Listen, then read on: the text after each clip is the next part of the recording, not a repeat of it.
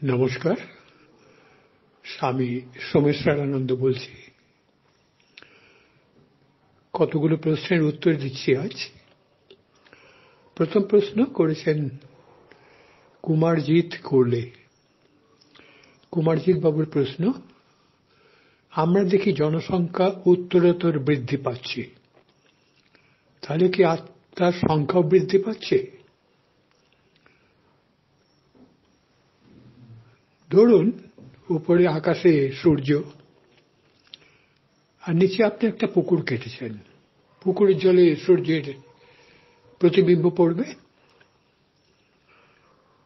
পাশের জমিতে আরেকজন, যার জমি, তিনিও একটা পুকুর কেটেছেন, তাহলে দুটো পুকুর এখন দুটো প্রতিবিম্ব দেখা যাবে।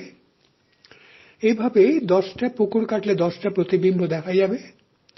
তার মানে কি সূর্যের সংখ্যা বাড়ছে? তা তো নয়। যা বাড়ছে সেটা হচ্ছে সূর্যের বিভিন্ন প্রকাশ জগতের মধ্যে দিয়ে বা জলের মধ্যে দিয়ে। সেরকম আত্মা সর্বত্র রয়েছে। আপনার স্মার্টফোনেও আত্মা রয়েছে, গাছেও আত্মা রয়েছে, আবার ট্রামবাসেরও আত্মা রয়েছে। তবে তামসিক ব্যাপারে দেখা যায় না, চেতনকে বোঝা যায় না, যার জন্য আপনার ফোনে আত্মা রয়েছে কিন্তু আত্মাটাকে বুঝতে পারছেন না। আপনার নিজের মধ্যে আত্মাকে বুঝতে পারছেন, আপনার বাড়ির লোকেদের মধ্যে আত্মাকে বুঝতে পারছেন। আত্মা সর্বত্র। যেখানে যেখানে পুকুর কাটা হবে, অর্থাৎ বিশেষ বিশেষ পরিস্থিতির সৃষ্টি হবে, সেখানে আত্মাটাকে বোঝা যায়। তামসিক একেবারেই বোঝা যায় না, খুবই কম। রাজসিক আর একটু বেশি, কারণ ওখানে ক্রিয়াশীল হয়ে ওঠে। সাত্ত্বিকে আরো বেশি। এরকম সুতরাং আত্মার সংখ্যা বৃদ্ধি হচ্ছে না। বলতে পারেন জীবাত্মার সংখ্যা বৃদ্ধি, যেমন সূর্যের প্রতিবিম্বের সংখ্যা বৃদ্ধি হচ্ছে। পরের প্রশ্ন শঙ্কর চক্রবর্তী। তার প্রশ্ন, দৈনন্দিন জীবনে কিসের পরিবর্তন করলে আমরা আনন্দ, শান্তি, বাহ্যিক সাফল্য একসাথে পাব? এ তো স্বাবলম্বী মানুষ বা অন্যান্য বই আমি ডিটেলসে বলেছি, স্টেপ বাই স্টেপ। এবং এই গ্রুপেও লেখা হয়েছে, যতই পরার্থ পর হওয়া যাবে, অন্যের কাজ করা যাবে, অন্যের জন্য, অন্যের উপকার, ততই জীবনে সাফল্য বেশি আসে।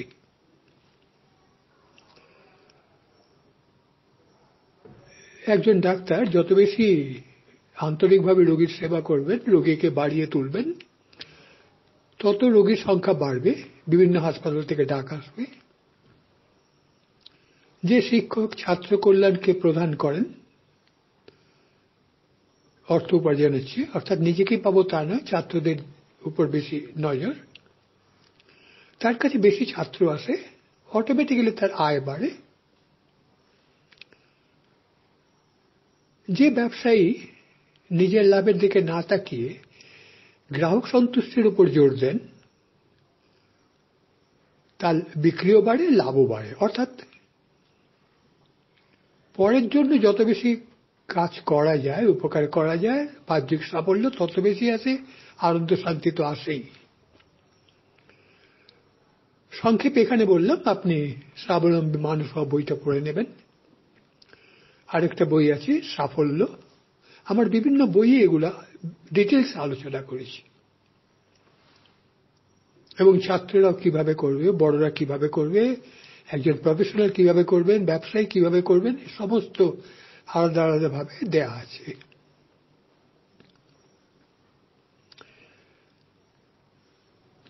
তৃতীয় প্রশ্ন করেছেন নূপুর চক্রবর্তী। তিনি লিখছেন, আমি ধ্যানে বা চোখ বন্ধ করলে একটা হোয়াইট পয়েন্ট অফ লাইট এসে আবার মিলিয়ে যায়। এর কারণ কি, কেন এরকম হয়? চোখ বন্ধ করলে হোয়াইট পয়েন্ট অফ লাইট এসে আবার মিলিয়ে যায়, ধ্যানে তো হয়, পতঞ্জলি যোগসূত্রেও আছে কথা। আকাশে যেরকম তারা, সেরকম ছোট্ট একটা সাদা বিন্দু এসে আবার মিলিয়ে যায়। আসে যত আপনি গভীরে যাবেন, সাত্ত্বিকের দিকে এগোবেন, ততই এগুলো সাদা লাইট দেখা যায়। আর মিলিয়ে যায় মানে মন তখনও পুরোপুরি স্থির হয়নি। এই লাইটই আবার পরে বড় হয়ে চাঁদের মতন বড় হয়, আরো বড় হয়, নানান রকম হয়। এগুলো বিভিন্ন রকম আধ্যাত্মিক অনুভূতি, ভালো লক্ষণ এগুলি। তবে এই দিকে বেশি নজর দেবেন না, তাহলে কিন্তু আটকে যেতে পারেন এই হোয়াইট লাইটে। অনেকেই আমি দেখেছি আটকে গেছে। অনেকদিন আগে এক ভদ্রলোক তার অনুভূতির কথা বলছিলেন যে তিনি 3 বছর ধরে জ্যোতি দেখতে পাচ্ছেন এবং ধ্যানে বসলেই দেখেন। তিনি ভেবেছিলেন এটা খুব উচ্চ আধ্যাত্মিক, তিনি বুঝতেই পারেননি যে তিনি আটকে গেছেন ওখানে, আসক্ত হয়ে গেছেন। অতএব ধ্যানে নানান রকম অভিজ্ঞতা হবে, অনুভূতি হবে। এদিকে বেশি নজর না দিয়ে যেরকম গুরুদেব বলেছেন বা ইষ্টে মন রাখা বা পদ্ধতি অনুসারে আপনি করে যান, এতে আরো ভালো ফল পাবেন। তারপরের প্রশ্ন করেছেন মৈত্রেয়ী নন্দী। মৈত্রেয়ী নন্দী উনি প্রশ্ন করেছেন, একটু বেশি জপ বেশি মন দিয়ে করে ফেললে মাথা ঘোরে, গা কাঁপে, যেন ভূমিকম্প হচ্ছে, কি করা উচিত? কাউকে জিজ্ঞেস করলে বা বলে মনের ভুল। যারা বলেন মনের ভুল তারা ভুল বলেন, তাদের অভিজ্ঞতা নেই, সরাসরি বলছি। জপ ধ্যান করতে গেলে মনের মধ্যে শক্তিগুলি নানা রকম খেলে। যেমন আপনি চুপ করে বসে থাকলে শরীরের ভেতর, মনের ভেতর শক্তি একরকম ভাবে কাজ করবে, দৌড়লে আরেক রকম, ঘুমলে আরেক রকম, রান্না করলে আরেক রকম, কর্ম অনুসারে এটা হয়। কেন হয়? যখন খেতে বসছেন তখন আপনার পাকস্থলীতে বেশি ব্লাড আসা দরকার, যখন দৌড়চ্ছেন তখন ফুসফুসে বেশি হাওয়া আসা দরকার। এই জন্য শরীরের শক্তিগুলি বিভিন্ন রকমের কাজ করে বিভিন্ন সময়ে। জপ বেশি যখন করছেন তখন মাথা ঘোরা, গা কাঁপা মানে শক্তিগুলো খেলছে, যেটা আপনার শরীর তখনও তৈরি নয় সেটাকে গ্রহণ করার। সেই জন্য গুরুদেব, আপনার যে দীক্ষা হয়ে থাকে, গুরুদেব যেমন বলছেন সেরকম করুন, যতক্ষণ ভালোভাবে করতে পারেন করুন, কোন রিয়েকশন যাতে না হয়। আস্তে আস্তে সময় বাড়ান, তাহলে কি হবে? আপনার শরীর এবং মন অ্যাডজাস্ট করতে শিখবে। যেমন আপনি যদি একদিনে 10 কিলোমিটার হাঁটেন, পা ব্যথা করবে, শরীর খারাপ হবে, এটা এখানে তাই। সুতরাং আপনি ঠিকই আছে, যতটুকু হয় ততটুকু করুন। এর পরের প্রশ্ন করেছেন দেবাশিস সেন। তার প্রশ্ন, শঙ্করাচার্যের বিবেক চূড়ামণিতে বলা আছে মায়া ব্রহ্মকে ঢেকে রাখে, অর্থাৎ ব্রহ্মের আবরক হিসাবে মায়া কাজ করে। আবার সৃষ্টিচণ্ডী আখ্যান অনুযায়ী মার্কণ্ডেয় ঋষি যা ব্যাখ্যা দিয়েছেন তাতে মায়া ব্রহ্মকে প্রকাশ করে, অর্থাৎ মায়া ব্রহ্মের প্রকাশক। আবার ঠাকুর বলেছেন ব্রহ্ম শক্তি অভেদ। তাহলে সাধন ভজন শুরু করার সময় সাধক মায়াকে কিভাবে দেখবে?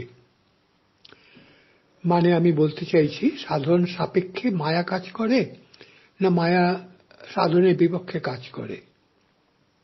মায়া ব্যাপারটি ঠিক কি? দেখুন, বিভিন্ন শাস্ত্রে বিভিন্ন দৃষ্টিভঙ্গি থেকে, দৃষ্টিকোণ থেকে ব্যাখ্যা করা হয়েছে। এখন আমি যদি বলি, আপনি যখন বাড়িতে খেতে বসেছেন, এমনি সামান্য পোশাক পরে, আর আপনি যখন অফিসের টাই স্যুট পরেছেন, দুটো আমি ফটো নিলাম, নিয়ে যদি বলি দুটো কি একই লোক, তখন কি হবে? হ্যাঁ, আপনারই দুটো ফটো বিভিন্ন রূপে। যখন স্যুট পরেছেন তখন টাই কোট এগুলো আপনার শরীরকে ঢেকে রেখেছে। আবার বাড়িতে অনেক সময় হয়তো গরমকালে আপনি খালি গায়ে থাকেন, তখন ঢেকে রাখেননি, কিন্তু সত্তা একই। আর আপনি আর আপনার ফটো কি এক? হ্যাঁ, একদিক থেকে এক। এটা নির্ভর করে চেতনা। এতগুলো দৃষ্টিকোণ থেকে কেন বলা হয়েছে? বিভিন্ন সাধকের বিভিন্ন দৃষ্টিভঙ্গি, বিভিন্ন মানসিকতা, আধার ভেদে, অর্থাৎ তারা কোন অ্যাঙ্গেল থেকে দেখছেন সেই দিক থেকে ব্যাখ্যা করা হয়। যেমন অজাতবাদে তো সরাসরি বলেই হয়েছে যে মায়া ফায়া কিছু নেই, সৃষ্টি নেই, জীব নেই। এটাকে আপনি মানবেন? অতএব এই ফিলোসফি পরে আপনি কিছু ইয়েতে আসবেন না। আপনি নিজে কি অভিজ্ঞতা সেটা দেখুন। আপনি জিজ্ঞেস করেছেন মায়া, আপনার কাছে তো কোনোটাই মায়া নয়। আপনার প্রিয়জন মারা গেলে সেটা কি মায়া বলে গ্রহণ করতে পারবেন? কিংবা আপনার অসুখ হলে, আর যদি করোনা হয়, ভগবান না করেন, তাহলে কি আপনি বলবেন যে আপনার কোয়ারেন্টাইন দরকার নেই, কেননা অসুখ ও মায়া? এইটা অনেক সময় ভুল হয়ে যায় অনেকের। তারা উচ্চ দর্শনকে একবারে নিচে নামিয়ে আনেন। আপনি দেখুন আপনার কাছে কোনটা বাস্তব। আপনার কাছে জগৎ বাস্তব, আপনার শরীর বাস্তব, অন্নময় কোষ বাস্তব। শঙ্করাচার্য যে অর্থে মায়া শব্দটা ব্যবহার করেছেন, চণ্ডীতে মায়া সেই শব্দে ব্যবহার করা হয়নি। ঠাকুর একটা জায়গা দিয়েছেন মায়া ব্রহ্ম শক্তি এক, কেননা ব্রহ্মই আছে। কিন্তু আপনি ব্রহ্মকে অনুভব করছেন না, শক্তিকে অনুভব করছেন। মানে আপনি যখন সিনেমা দেখছেন তখন আপনি দেখছেন কিন্তু স্ক্রিন, কিন্তু স্ক্রিনটা আপনার চেতনায় আসছে না, আসছে হিরো হিরোইনের নাচ গান মারমারি। ব্রহ্ম বলেছে সর্বব্যাপী যে চৈতন্য, সেই চৈতন্যকে আপনি যেভাবে দেখছেন তাকে বলা হচ্ছে মায়া। যেমন সূর্য, তার প্রতিবিম্ব পড়েছে পুকুরের জলে। এই পুকুরের জলে যে সূর্যকে দেখছেন সেটা যেন মায়া, আর মূল ব্রহ্ম সূর্য উপরে। মায়া কখনোই বিপক্ষে যায় না, কারণ মায়াটা ব্রহ্মেরই শক্তি। চণ্ডীতে যেরকম বলছে, ব্রহ্মকে প্রকাশ করছে। সেটা কার কাছে প্রকাশ করছে? আমার আপনার কাছে। কেন না? আমরা যেহেতু ব্রহ্মজ্ঞানী নই, সেই জন্য আমরা ব্রহ্মকে বুঝতে পারছি না, অনুভব করতে পারছি না। আর ঠাকুর বলছেন ব্রহ্ম শক্তি অভেদ। কেন? যে অনুভব করছি সেটা সত্তাগতভাবে ব্রহ্ম, কিন্তু দেখছি মায়া হিসেবে। যেমন আপনি যখন জল খান, জলের গ্লাসে যা খাচ্ছেন সব H2O, কিন্তু আপনি তো H2O বলে সেটাকে অনুভব করছেন না, আপনি জল হিসেবে অনুভব করছেন। কিন্তু জল আর H2O তে পার্থক্য নেই, জলেরই সত্য H2O। জলটাকে মায়া হিসেবে দেখুন, H2O ব্রহ্ম হিসেবে দেখুন। যদি আপনি সায়েন্সের ছাত্র হন তাহলে নিশ্চয়ই বুঝতে পেরেছেন, পারবেন ব্যাপারটা। আর মায়া কখনো ব্রহ্মের বিপক্ষে কাজ করে না, সপক্ষে। তবে সেই মায়া কখনো সরাসরি ব্রহ্মে নিয়ে যায় আপনাকে, কখনো ঘুরিয়ে নিয়ে যায়।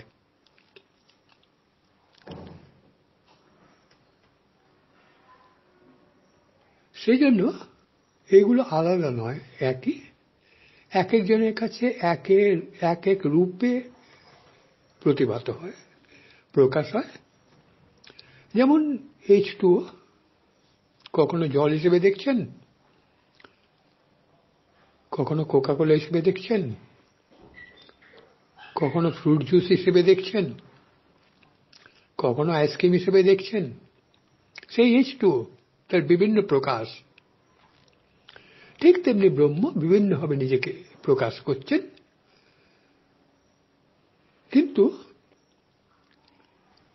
বরফ যে দেখছেন, বা কোকাকোলা দেখছেন, বা জল দেখছেন, কোনো কিছুই H2O কে অস্বীকার করে নয়। সেরকম মায়া ব্রহ্মকে প্রকাশ করছে একটা শক্তি হিসাবে।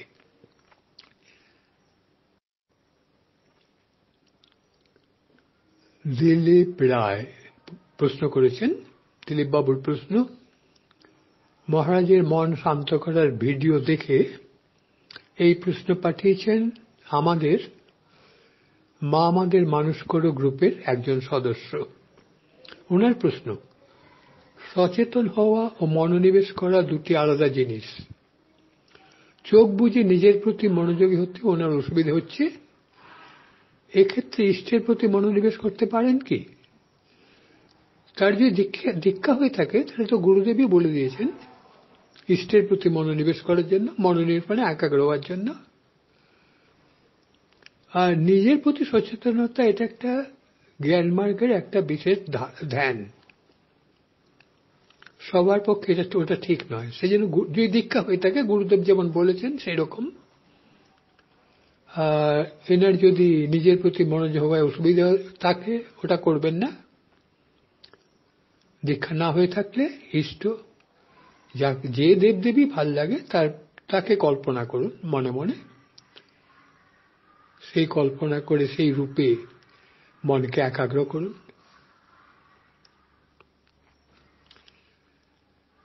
তারপরে প্রশ্ন করেছেন সন্টু মান্না। সন্টু মান্নার প্রশ্ন, গৃহদেবতা যে সিংহাসনে আছেন সেখানে মা ঠাকুর স্বামীজিকে বসানো যাবে কি? সন্টু মান্না প্রশ্ন করেছেন, গৃহদেবতা যে সিংহাসনে আছেন সেখানে মা ঠাকুর স্বামীজিকে বসানো যাবে কি? এর উত্তর হ্যাঁ এবং না দুটোই। যদি গৃহদেবতা বহুদিন ধরে থাকেন, বহুদিন ধরে বা কয়েক পুরুষ ধরে, ঠাকুরমা স্বামীজির একটু আলাদা আসন করে দিন, গৃহদেবতাকে আলাদা রাখুন। এরা আলাদা নন, কিন্তু যেহেতু তিনি গৃহদেবতা তাকে গুরুত্ব দিলেন আলাদা করে রেখে। আর ঠাকুরমা স্বামীজিকে একসঙ্গে রাখতে পারেন। ব্যাপারটা হচ্ছে এটা নির্ভর করছে আপনার উপর। আপনি যদি মনে করেন গৃহদেবতা এই ঠাকুরমা স্বামীজি রূপে আছেন, একসঙ্গে রাখতে পারেন। কিন্তু ঘরে তো শুধু আপনি নন, আরো অনেক সদস্য আছেন। আপনার বৃদ্ধ মা বাবাও থাকতে পারেন যারা শুধু গৃহদেবতারই পুজো করেছেন। তাদের মন দেখে আপনি গৃহদেবতার জন্য মূল সিংহাসন রাখতে পারেন। প্রধান জায়গা রেখে ঠাকুরমা স্বামীজিকে একটু সাইডে রেখে দিন। সেটা নির্ভর করছে আপনার ঘরের পরিবেশের ওপর। যেটা ঠিক লাগে সেটাই করুন, কোনো অসুবিধা নেই।